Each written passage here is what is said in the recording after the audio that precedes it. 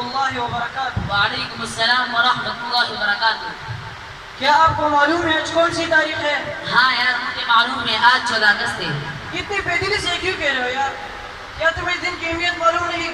اس دن تو ہمارا ملک اسلامی جمہوریہ پاکستان میں اور اس وجود میں آیا۔ ہاں اس بات کا تو مجھے بھی علم ہے، لیکن ہمیں ایسا کیوں نہیں لگ رہا کہ ہم آزاد ہیں؟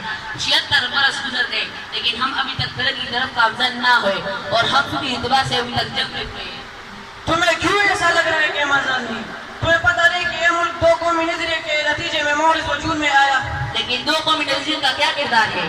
میں تمہیں یہی سمجھا رہا ہوں کہ دو قومی نظریے نے ایسی جنم نہیں لیا بلکہ بری صغیر کے مسلمانوں کو مذہبی آزادی حاصل نہیں دی، اور یہی وہ نظریہ تھا کہ جس کے نتیجے ایک آزاد اسلامی ریاست کے لیے راہ ہموار کی۔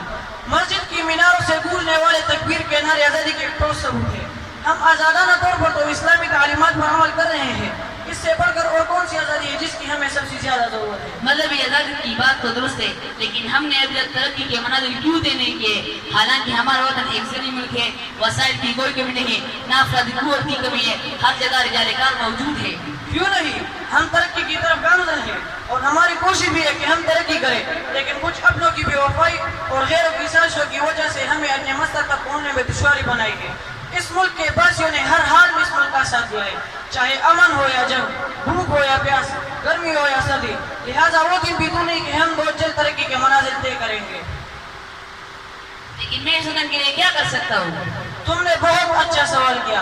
اللہ تعالیٰ نے انسان کو بہت سی صلاحیتوں سے مالا مال کر دیا ہے، بس تمہیں چاہیے کہ اپنے تمام صلاحیتوں کو اس ملک کی ترقی خوشحالی کے لیے بروکار لاؤ اور اس ملک کے پاسباں بن جاؤ۔